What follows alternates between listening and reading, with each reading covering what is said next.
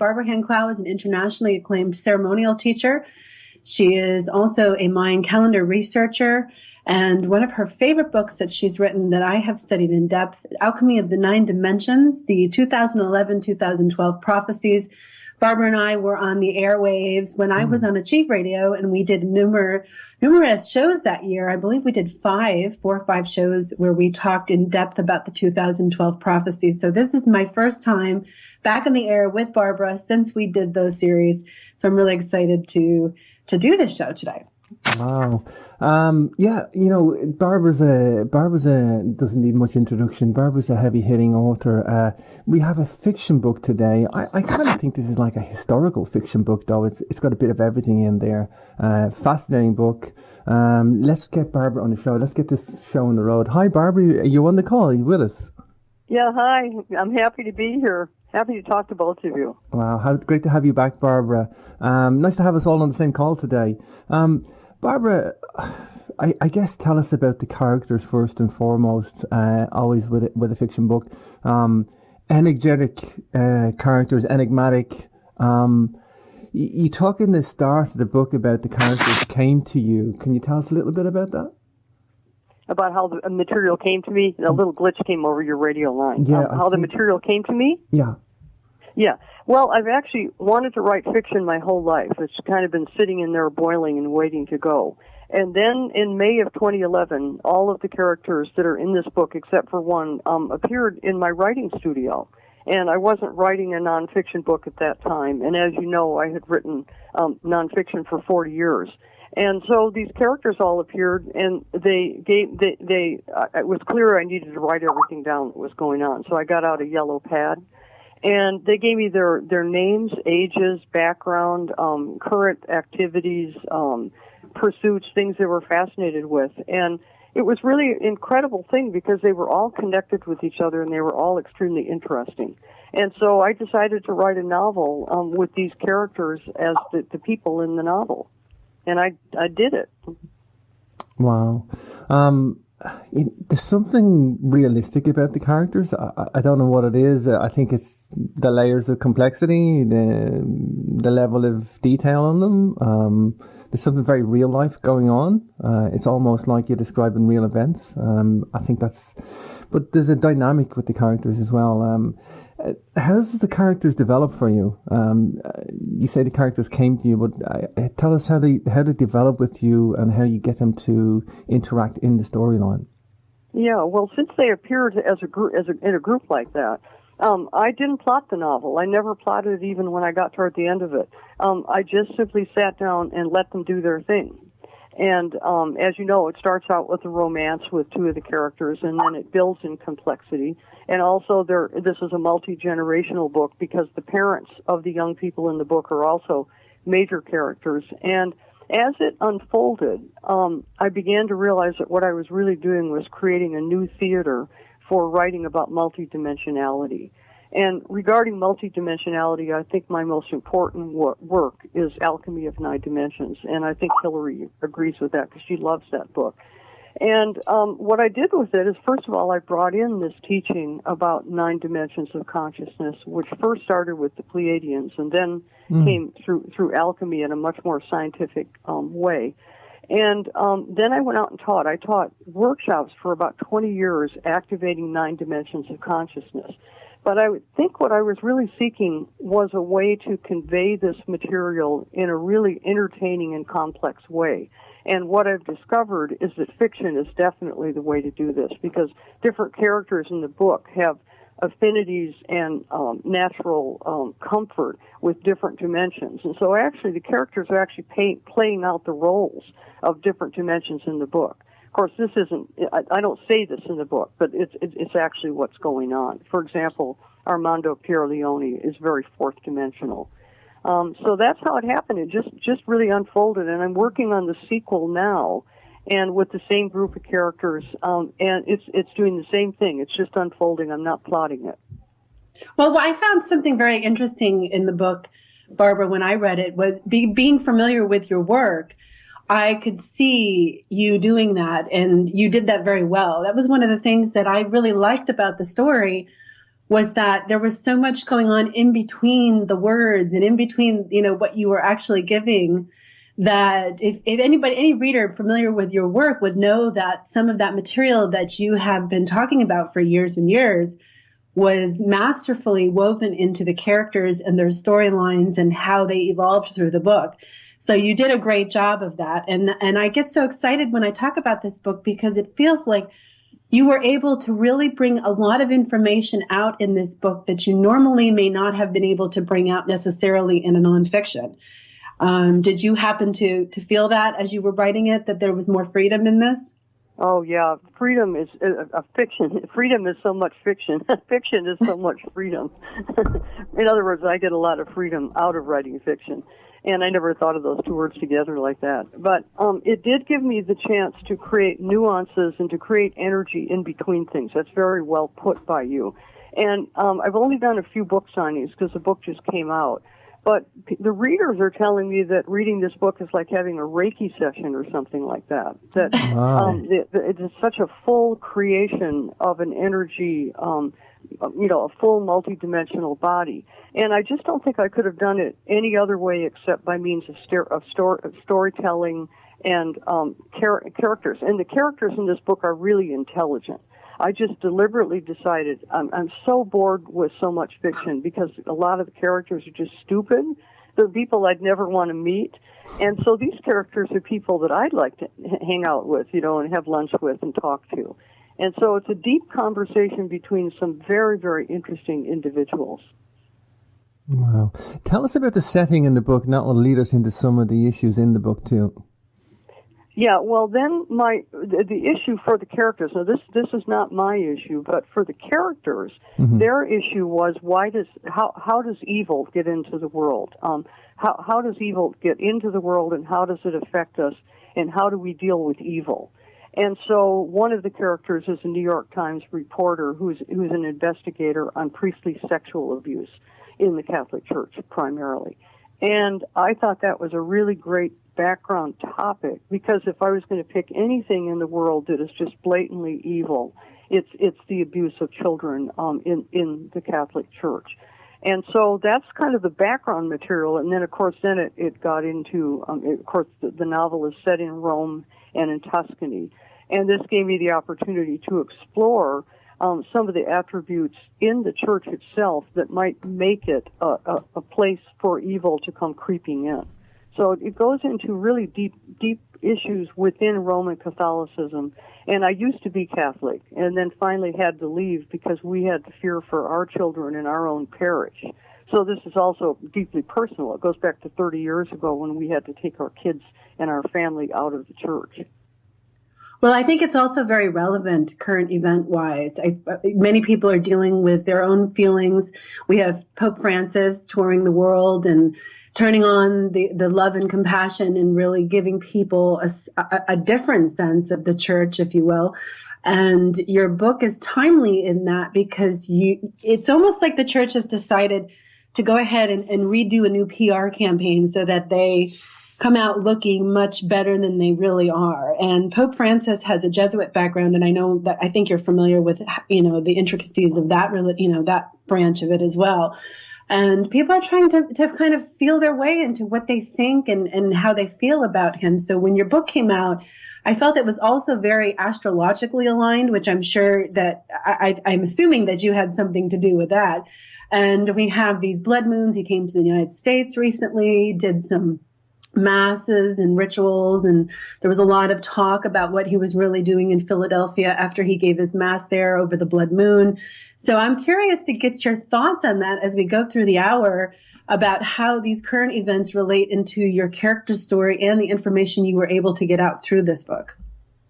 Yeah, it's a good point, Hillary, because the novel, I had written the first novel, and it was about 50% finished at the point when Cardinal Ratzinger resigned. So in other words, I'd gotten the novel half done already. And it's almost as if I wrote the novel right up looking for that moment. And so when it happened in February 2013, that's when Ratzinger resigned, I went, oh my God, I've really got a book here. And so I'd just like you to know that astrologically, I didn't time anything in this book or pick any subject matter for relating to astrology. However, there's a background astrological issue, which is the change of the great ages. And for the last 2,000 years, we've been in the age of Pisces, and now we're moving into Aquarius. And so this trilogy, I did write this trilogy intending to track the shift from the age of Pisces into the age of Aquarius. So that part is astrological. But otherwise, I think, to tell you the truth, when I was writing the book, you'd have to say, well, how did I sit down and write a novel without plotting anything? It'd be kind of the first question. And to tell you the truth, I sat down every day from 9 to 12 in the morning, and I felt like I was transcribing a book that had already been written. And that's been an amazing experience. Like, what I've had to do is I've had to get myself out of the way as much as possible and let it come in the way it wanted to come in. And then, of course, I've used the skills and knowledge I have to enhance that. So I think I'm right. I'm in the sequel, writing the sequel right now, and I'm dealing with Pope Francis. And then just as my book comes out, that's just when Francis comes to the United States. So there's something going on here with some play between major events and what I'm creating. Well, I've always seen that. I've always seen your work aligned with that. And I know you've done that intentionally in the past, and a lot of your astrology work aligns with current events. And as people get to know your work and they read through it, they realize that you have something going on. And I also know that when you wrote the Pleiadian Agenda, you were writing things that were almost channeled in, and then later on when you wrote like Alchemy of Nine Dimensions, you then found some very scientific material that had, come up into the collective consciousness that allowed you to tie in some of the psychic agenda stuff that you had been putting in your earlier books. So in a way, when you describe your writing process of this book, it doesn't surprise me one bit that you're writing it aligned with all these timing things, because you've been doing that your whole career. At least that's how I perceive it. Yeah, and I thank you for that. And that's why I'm devoting every minute of the rest of my life to that, because I do seem to have some kind of unusual skill, for example, or unusual ability to kind of tune into the muse or read dimensional levels. And when the Pleiadian Agenda came, which, as you know, was a channeled book, and I channeled it over a period of 4 months, I channeled the book right when Edward Witten was writing his calculations for superstring theory. And now Witten, of course, has gotten the Nobel Prize for that recently. And so Alchemy of Nine Dimensions and the Pleiadian Agenda are actually a development of string theory. And somehow, for some weird reason, I was tuning into that vibration. And so this vibration that I'm tuning into now seems to be really the issue of that change out of the age of Pisces, because the age of Pisces was the age of major religions, Catholicism, Judaism, and Islam. And we're definitely moving into a new field here. I don't think that the major religions are going to go away, but I think they're going to go through major transformations. And that's what I'm attempting to really tune into, because it's very intense and confusing for people. And any way that I can tune into that and then storytell through people about that, I think is quite helpful.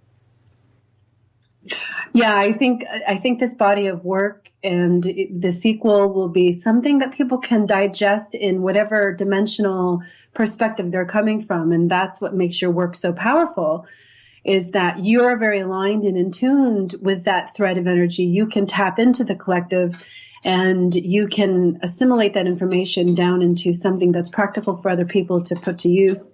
And this book does a great job of it. I'm curious, the ruby crystal, when you began to write the book, did you have some musing on the ruby crystal? When did the ruby crystal come to you, being the title of the book? Yeah, the ruby crystal as a stone came to me about 30 years ago. And it's it's not an expensive ruby. It's not one of those cut clear ones. It's like a cabochon or like a ruby star crystal. And it's large, about 10 carats. And it was given to me by a friend of mine who was a crystal and gem dealer. And this friend was named Thaddeus. And Thaddeus had AIDS, and he knew he was going to die. And he knew that his wealthy Philadelphia family would take everything that he had as soon as he died. So he passed out 3 key stones at that point. one of them to me and two of them to two other healers. And so he gave me the ruby crystal. And then I started tuning into it, and I could tell that it was a really old stone. And I had psychics read it. And three separate psychics all said the same thing about this stone, that it had been in the head of a Buddha, had been in the third eye of a Buddha in Nepal 10,000 years ago, in the region that's called Nepal. Wow. And so since three psychics said that separately, I had to accept the fact that that was probably true. And the stone is cut in a way, jewelers have told me that it's a very strange old form of cutting. So that's what the ruby crystal is. So when these characters came through and when this novel came in, it was clear to me that it was going to come through the ruby crystal. So it was kind of dormant for about 30 years until a few years ago. So is it fair to say then that you use the stone as a muse when you've been? Yes, yeah. Ever since I started, I had it set so I could wear it on my finger. And I've been wearing it whenever I'm wearing it right now. Whenever I go any place regarding this novel, I wear it almost all the time. But if you think about it, Hillary, since you know my work so well, and this is, I think, what happened, but I didn't know it was happening at the time. I think Sarah, the main female character in the novel, who becomes psychic by using the ruby crystal, I think that she is probably revealing my own psychic patterns and awakenings. But I didn't realize that. I just let her fly, and she just did her thing. Well, I like how Simon came into the picture, and Sarah and Simon began this kind of dance, if you will, of interaction that allowed them to really go into the information that they were both researching, put them together, and begin to kind of create this incredible opening where they had access to all of that. So I'm in love with the book, and if you can't tell that, I don't know what to say, but I'm in love with the book. I've been in love with the book. When you sent me the galleys to read, I was so excited. And a couple years ago, it's interesting that you said that about the crystal. A couple years ago, you had sent me a ruby crystal. Mm-hmm. Mm-hmm. And I was wearing it and holding it while I was reading through the book, and I kind of had a similar out-of-body type experience with the whole rock. But I've turned it into that because I've been so enchanted with the whole thing. And so where do you find what was the most difficult part of this book? I know sometimes it's the beginning, middle, and ends that writers have that struggle with, and I'm curious which is your most challenging, writing the beginning of a book, the middle of a book, or an end of a book? It's about 10 times as hard to write fiction as nonfiction. You have to have a tremendous amount of trust. You just have to let it flow. And so it's been difficult all the way through. And editing has been difficult on the first book because I had to learn how to do fiction in 3 years. And, I didn't go to college and study creative writing. And so the editors helped me a lot with this book. But then what happened is I learned from the editors. And so I'm noticing now that I'm writing the sequel is coming in. I think it's going to need much less editing. So I've been on a major learning curve here. Wow. Big one. Sure. Do you find yourself getting into the mindset of the characters in any way? Into the what of the characters? The mindset. Yes. What I would say would be that I think I am a natural fiction writer because if you're going to do it, you need to literally go into the character. You need to be able to eat their food, and you need to be able to smell the atmosphere around them. You need to be able to see the nature and the surroundings around them. You need to be able to feel how they would respond if another character asked them a certain question. And I do that very naturally, possibly because I'm the author of the Mind Chronicles trilogy. Now, the Mind Chronicles trilogy is a series of 3 books that I wrote back in the 1980s and early 1990s, based on 100 sessions under hypnosis into my past lives. And the book isn't really all about my past lives. The book is actually, the Mind Chronicles trilogy is actually really fiction, although it comes from these sessions.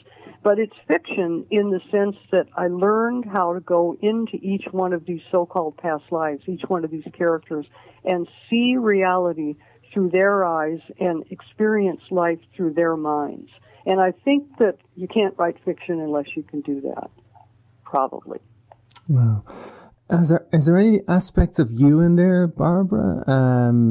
Your education or your own philosophy or your background, anything in there belonging to you? Yeah, very good question. Sarah, the main female character, is getting her PhD in patristics patristics is the study of early church fathers at a school in Birmingham, England, a college. And in my case, I graduated from Matthew Fox's program back in 1982 in creation-centered spirituality, which I've got a master's in theology in that program. And I wanted to get a PhD, and I wanted to get a PhD in early church studies. And the reason I wanted to do it is because it's very clear to me that in 400 AD, we took a really, really wrong turn on the whole issue of who Jesus really was. In my universe, Jesus was a remarkable being. And the church just took a wrong turn in the 4th century with the adoption of the church by Constantine. It turned the church into an empire, a hierarchical empire.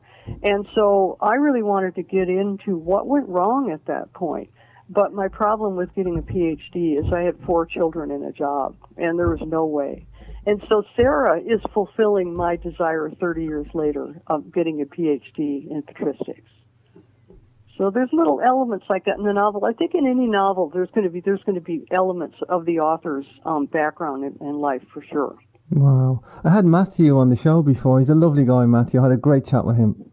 Yeah, he's wonderful. He's really been supportive too. He's one of those people who, what we say, he walks his talk. He walks his talk, yeah. Does in his life, yeah. Hell of a smart guy as well. Yeah. What research did you do, Barbara, for if any? I'm guessing if you're going to write about the Vatican or anything that you got to kind of know the structure and historical documents or historical framework, or what research, or if any, did you do? Well, the research in this book is as intense as it would be for a nonfiction book, except I don't have to footnote it. And so in the book, there are various people who are involved with the crisis in the church, the priestly abuse issue. And there are other things going on in the book, like the issue of archaeology in Rome and archaeology in Israel and in Jerusalem. And all of the factual material in this book is absolutely accurate. So therefore, it took a tremendous amount of research. And it's tricky stuff, especially the material on priestly sexual abuse. And one of the main priestly sexual abuse researchers, by the way, Father Thomas Doyle, endorsed this book, which made me very happy because I quoted him. There's a few cases where I quote somebody in the novel, and if I do, that's an accurate quote. So it's really the same level of accuracy, but no footnotes and no bibliography. Wow. Nice to have an endorsement from a priest then. Pardon? Nice to have an endorsement from a priest then. Yeah, it was. Yeah, this is a deep examination of what's going on in Catholicism. And even though this is a highly critical book in terms of the church hierarchy and the church behavior, number one, how can anybody be anything but critical about what has been going on? Sure. And it's another thing that's been going on for a couple of thousand years, too. This is not just now. This is the past also. And so this book is not meant to tear the Catholic Church up and dump it in the garbage at all. No way. This book is meant to deeply question the very foundation of the various aspects of the church. And, of course, when an author writes a book, the author also goes on a learning curve. And writing this book gave me the opportunity to really explore the sacraments. For example, confession and communion and the holy orders ordination. And I think some of the writing in this book with the various Italian characters, especially discussing the sacraments, I think is very, very profound, because one of the things that goes on with the sacraments, and of course I've been a Catholic and I've participated in them, and they are very deep and very intense and very, very meaningful. But if the church creates any kind of perversion, any kind of thing going on that kind of makes the sacraments not what they're meant to be. For example, in the novel, one of the characters is raped by a priest during his first confession when he's a small boy. Now, there's an issue there with what's going on with that sacrament at that time. So I got very deeply into that stuff, and to tell you the truth, I was fascinated myself. very fascinated by it. How do you think that energy affects, from an energy standpoint, as, a clairvoyant, as somebody who channels material, how do you feel that would affect the ritual and ripple outward towards those who participate in it? Well, let's assume that particularly in a sacramental situation, let's assume it's very multidimensional, which in my world it is, because it grounds the earth forces, it creates tremendous energy in the third and fourth dimension, and then the higher dimensions are involved. And so the way I would answer that, Hillary, because that's a really hard question to answer, but it also has to do with how we deal with evil. So it's like worth pursuing this question. And in my experience, the more a person understands the 9 dimensions of consciousness, and the more you're able to read which dimension is functioning. Is it the 4th dimension that's going on here, or is it the 6th dimension? And the more you're able to do that, in my opinion, the more you're able to comprehend what you're doing, for example, in something like a ritual or a sacrament. And then when it comes to the issue of evil penetrating reality and coming into the world, one of the things I found myself doing with this novel, this is not something that was intended, it happened, especially through Armando Pierleone, the person who's struggling with the 4th dimension to such a high degree.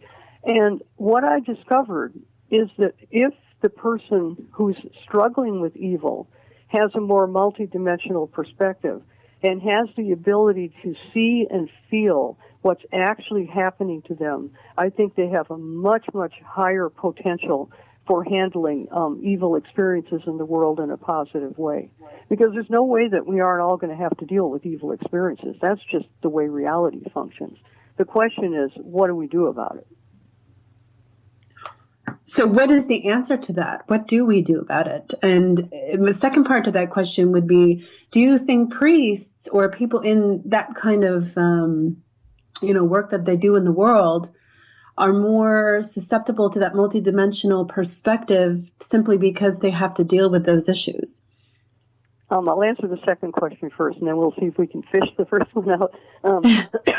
I think that the holy orders are actually, I never thought about this till now, Hillary, but I think the holy orders are actually a functional, operational system for creating multidimensionality in the world. How's that? I like that. Yeah, wow. But then the question is, and this is really what I'm after in this book. Okay, let's say that's true.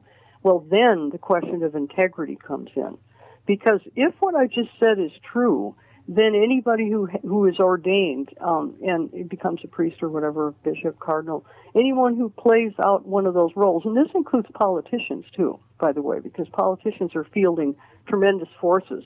And the minute that happens for them, what they're dealing with is they're dealing with power. Because the more you understand dimensionality, the more you understand how power functions. And that's where the issue then is integrity, is the central issue, pure and simple. I never thought about it like that, actually. Wow. But I like that description. It sounds to me like it's almost like a grid system where people move around depending on what dimension they're coming from, depending where they're heading, where they're evolving into.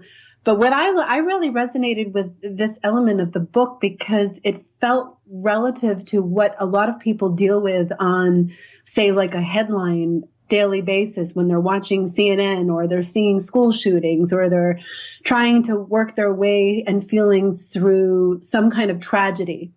And the people who are able to do what you just described seem to be able to move through those tragedies or even investigate those tragedies with much less attachment to the emotional field. Mm-hmm, mm-hmm. And we're getting to some really subtle stuff that I know you're going to love here. But one of the things the Pleiadians told me is they said the deal with the end of the Mayan calendar, and this is 2011, 2012. I deal with 2 dates, and they say the deal with it is that the 9 dimensions of consciousness become fully open to humans. Now, if you and I even tried to have the conversation we're having right now 4 years ago, there's nobody listening to it who could understand it. But at this point in time, so many people are opening up multidimensional consciousness, that they can actually understand what we're talking about. And I think this is a critical issue for people who are involved in the New Age. Because one of the things that annoys me about people who are deeply involved in the New Age, and I am too, so it's not a critique here, but I run into so many people who decide that a person is either good or bad. And, and like a guy like Obama is just plain bad just because he did this or that. Where for me, I operate with a whole spectrum on a person like Obama and on a person like Pope Francis. And I tune into their consciousness a lot because I think that they're thinking in a very multidimensional way. And then they somehow have to function and they somehow have to act. And that's where I think we're going to another level where we're going to have to let go of the idea that any person is just all bad. That everybody is a spectrum. Some are really bad, okay, but not all bad. Like Ratzinger, I think I did a very good job on Ratzinger, Cardinal Ratzinger, the previous Pope, Pope Benedict XVI, is one of the most evil men who has ever visited this planet. But he's not all evil, if you see what I mean. You know? I think they serve a purpose in creating that duality for us. So, we don't really know love unless we know hate, right? Would that be a fair statement to say? I mean, we have people who are on far ends of the spectrum, and then we have other people who are in the middle of the spectrum and able to manifest different facets of good and bad at different times, different facets of personality. But then when you have somebody like the Cardinal who is just plain old, seems to live in that far end of that spectrum, I mean, in the bigger, more collective picture, those personalities, those souls that manifest to do that do seem to serve some purpose for humanity on a bigger picture. Yeah. When you get into the question of why is there a duality and why is the fourth dimension there, and the first answer to that is if you get into fundamental physics, it's just how reality works, and it's how our reality works for us psychologically.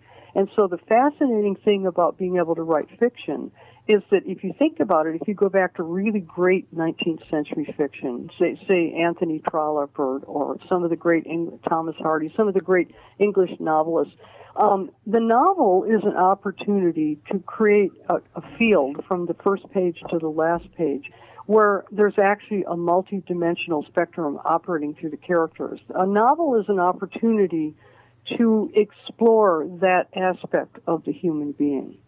And I didn't write fiction. I didn't even try to publish fiction 40 years ago because I knew they wouldn't publish me. They might have published me in the 19th century, but not now. But now we're entering into a field where it's possible to start contemplating human behavior from that perspective. And then the other thing that fiction always did in the 19th century was fiction instructed people. Fiction attempted to get people out of being too biased in one direction or another. It attempted to help people understand dealing with evil forces, for example, dealing with sex and dealing with the issue of how evil can come into the sexual behavior of people. And so it's just been so much fun for me to bring that genre back because I think it's so valuable for the reader to be. In fact, I always watch Fareed Zakaria on Sunday morning. He's one of my favorite commentators. And Fareed actually said that he thinks people should read novels rather than go to business school in terms of getting some human experience. And I was floored when I heard him say that. But it is true that novels really open people up and really develop people's character. Well, it brings up a question. When you talk about sex as this opportunistic type of platform for these things to come out, when you're dealing with such a sexual dysfunction within the church, predatory type behavior onto children, raping that innocence out of the child, how do you see that? Can you just explain a little bit of how you see that energy moving through a large entity such as the Vatican, such as our religion, a religion like that, what that might do? I think that kind of goes along with the question of if somebody's not in their integrity and then gives out a sacrament or, help somebody, you have that tainted energy in there. But what happens when we're dealing with a really dysfunctional sexual energy within the church system, planetary wise? Yeah, and of course that's the subject of the whole novel. And what I'm after it's the whole trilogy really, is the issue of the hierarchy. And this goes back to David Icke and this whole issue of hierarchies being created, which is like a triangle where the people at the bottom have very little power, like the laity in the church. And then when you get into the priests and nuns in the church, they're further up the pyramid with more power. And then you get into the cardinals and finally the Pope. And the church is set up like totally as a power hierarchy. And then once you have a power hierarchy, hard words to say, then you get the issue of how the famous old setting, power corrupts.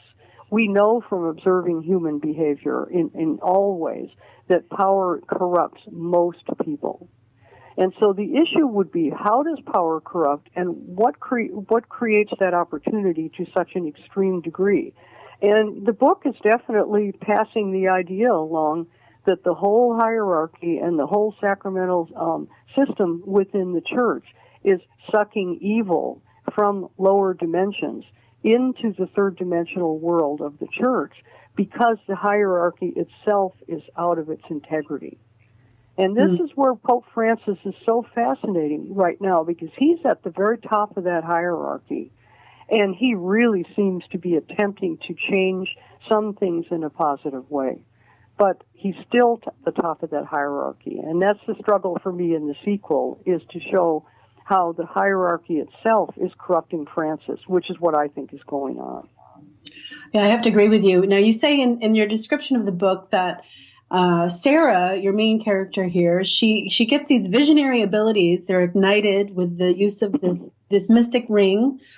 And you talk about how she remembers her past life as Sybil, and who's a Roman oracle whose powers are now being channeled by the Vatican to maintain world control. I'd like you to speak on that a little bit and explain what you mean by somebody's past life being channeled into such a nuts and bolts type of organization. People would kind of read that and say, that doesn't make any sense. But knowing your work and knowing you, I know where you're headed with that, but I'd like you to share with our listeners a little bit more about what you mean by that. Yeah, and if you read it carefully, and I know you did, but I'll just say it. She or Simon never says she's a past life of that the Sybil of Cumae is her past life. But she is definitely, she's tuning into that strain, that divination strain. Now, if you were the Sybil of Cumae was a whole series of priestesses back from about maybe 700 BC to like around 100 AD in the Roman region and in Italy in general. And it was kind of like the Hebrew prophets in the sense, only in this case it was women, were the Sibyls. And the Sibyls were very revered by the early church. The Sibyls are all over the Catholic churches, especially in Italy. So it isn't that that's her past life. It's only that she is tuning into that strain of consciousness. And if you think about it, it's actually the strain of consciousness of the goddess. And so one of the things that's developing in this book is there's only one answer to a reorganization and transformation of the hierarchy in the Catholic Church, and that's going to be the true addition of the wisdom of women. And what happened was the Sibyls played a very, very big role in the early church. And the only reason I figured this out is I spent time hanging out in Italy. And I was in Siena recently, and the Sibyls are just all over the place in the churches, especially in Siena. So the church at one time did draw on that deep feminine strain. And that's really what it's about in the novel. It's not about Sarah's past life. It's about bringing back that strain of the Sibyls, if you see what I mean. Do you think that people can tune into that stream of consciousness lucidly and do that kind of work that your character does? I don't know. I think the first question is, did I do it well enough? And I'm, of course, still working on that. So it is a trilogy in the sense that it's developing. But the issue for me as an artist was to do it well. And by the way, remember, I didn't plot this, Hillary. And so these strains, like sometimes Sarah would see visions of being having a past life in Portugal with Simon. And that one sounds like it's more like a real past life, 400 or 500 years ago. So that one was a past life issue. But most people actually do pick up on these things. It's called deja vu. And so the question would be, did I write about it well? It has to be subtle. You have to be very careful with that stuff. And I think people are responding to that. The symbols have really been lost to history because of the takeover by the male patriarchal control system. And maybe this book is going to revive, the wisdom of the symbols. That'd be very nice. Wow. There's a lot of controversy in the book, Barbara. Vatican mysteries, issues, and stuff like that. I mean, you talk about the Vatican in a bad light, and anyway, it's a controversy. But you don't shy away from that, do you? But do you think about it? Do you think about the consequences of the controversy in the book? This is where I may have a few tomatoes thrown at me, because one of the things that's going on in the novel is the issue of rituals going on under the Vatican itself, issues of the Black Mass and issues of communion going on down there. And what I'd like to say about that is this is the beauty of fiction, because people have been talking about these issues for about basically 2,000 years. There's constant talk about what goes on under the Vatican and Black Masses and all that kind of stuff. And so as a writer of fiction, I'm perfectly free to bring those elements into the book by means of psychic pickup. And then there are some things in this novel where I have actually been given direct information in the past about what's going on under the Vatican. And I'm not free to share that information or the names of these people. But the great thing about writing fiction is if there's something that I've heard about or something that I know, I'm perfectly free to put it in the book. And I'm going to lace all of my books with secret information as much as I possibly can. I know you do, and I love that. I love reading your book because it's like an adventure. You're going through it, and I actually underlined things that I went and looked up and researched, and so it led me on my own little journey through some of the information.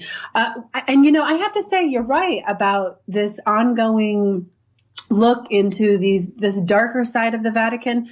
Having been on the air for over 10 years, one of the things that, you can't help but hear in the alternative truth media is a lot of the conspiracy theories or things that are said or implied or suggested that are going on. So it's not really that unusual to hear some of these things if you've been listening to that content. The problem comes in sorting it out to see what is truthful and what isn't, because there's so much disinformation woven in through that. Yeah, it's a work in progress too, and I'll give you some examples. One of the things that comes up in the novel is the third prophecy of Fatima, and the first two prophecies of Fatima have already been fulfilled with World War I and World War II, and also the atomic bomb. And the third prophecy is very reliably renewed, it's a rumor regarding things that were told to the Pope. But these rumors are fairly reliable, and basically our understanding is that the third prophecy of prophecy of Fatima, says that the East is going to dominate over the West, and Islam is going to win over Christianity. Now, given what's going on in the Middle East right now, this is an utterly fascinating issue, and I think it's impossible not to take a look at whether that's what's going on. So that's one example. Another issue is the issue of Petrus Romanus, the last pope. And so, since I'm in the middle of a trilogy, and I've said the timeline on the trilogy is 2011 through about 2020. And if Pope Francis turns out to be Petrus Romanus, the last pope, well, that's really going to be fascinating. So I kind of have it set up where whatever is going to happen is going to happen, and I think we are going to be having some major revelations coming to us at this time. Well, it goes along with the blood moon prophecies. Are you familiar with the fact that these last 4 blood moons have landed on exact biblical holidays? And this is one of the very rare time in history, and a lot of the Islamic prophecies are aligning with the fact that the last time some of this happened, Rome fell and we had some big empire changes. And they're riding on some of their other prophecies to move forward with coming up and rising up against the Western powers. And we just completed that. Yeah, and I'm not familiar with that at all. That sounds really fascinating. Yeah. Yeah, yeah, boy, if I had another one, wow, I might. Well, but I'm trying to. What I'm doing here is I'm setting up a group of people who are all just like you and me talking on the phone today. These characters are exploring these issues, and it's just such an amazing time right now to go after some of those things because we're moving into the age of Aquarius. Because we're going to have a completely different perspective in the age of Aquarius. There's going to be a complete transformation, and we're already experiencing it through technology, which is just going at a dizzying pace. None of us know where this is headed. None of us can really imagine being alive much longer, if you know what I mean, from one point of view. But we will be, and we will transform, and we will change. And I think some of these things I've picked out, like the Fatima prophecies or the Petrus issue of Petrus Romanus, I think that those are going to be revealed fairly soon now. And then another thing I'd like to bring up is another thing fiction gave me the opportunity to do, is it gave me the opportunity to go after an idea like the midline going through Rome. Now, the midline issue is actually scientific, and there's actually some scientific background for it. And, of course, some of that's provided in the novel. But this whole idea that there's a midpoint going all the way through Africa and then through Italy, up through Germany and up through Sweden, that actually affects history is really an interesting idea. And that idea comes from Dr. Carl Kalaman, the Swedish biologist, who's also a calendar researcher and a colleague of mine. And so I'm getting the opportunity to explore that midline because the novel takes place in Rome. And so, Hillary, I don't really know whether that's really true or not. I suspect it is, judging by some of the material that we've gotten, especially from Kalaman. But the novel's giving me the chance to have my characters explore that issue, because this may be a really big deal.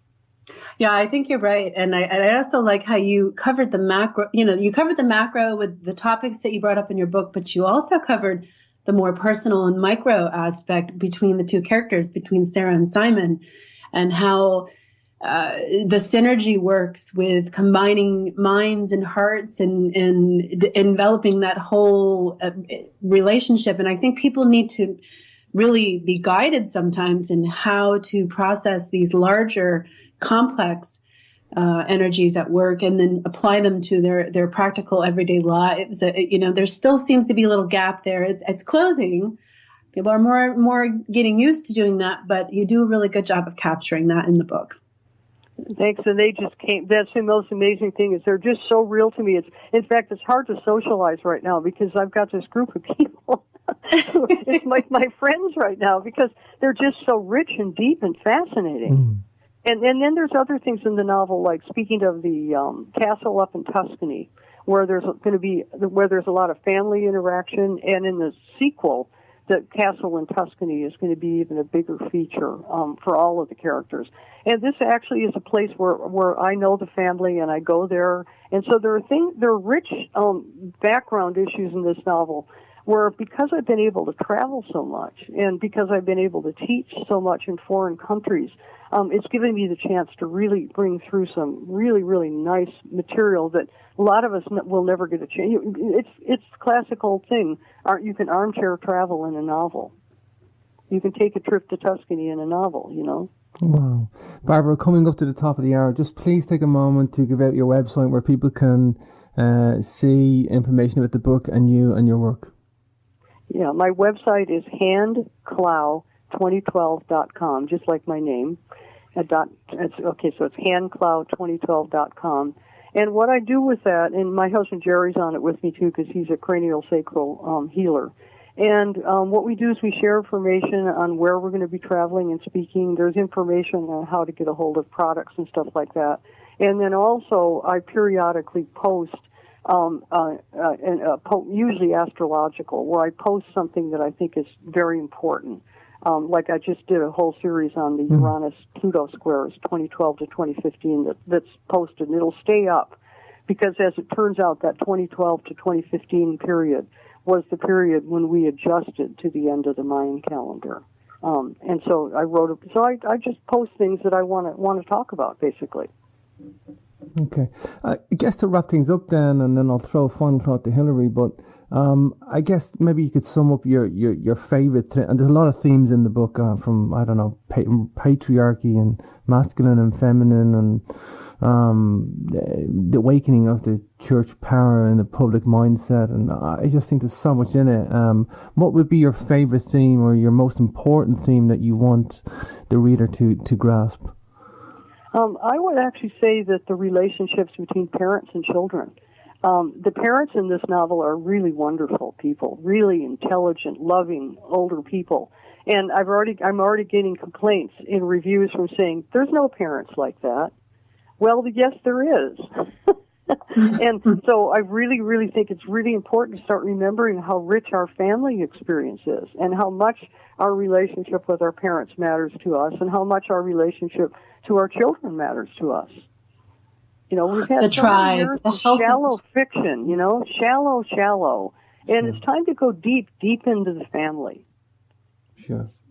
Wow.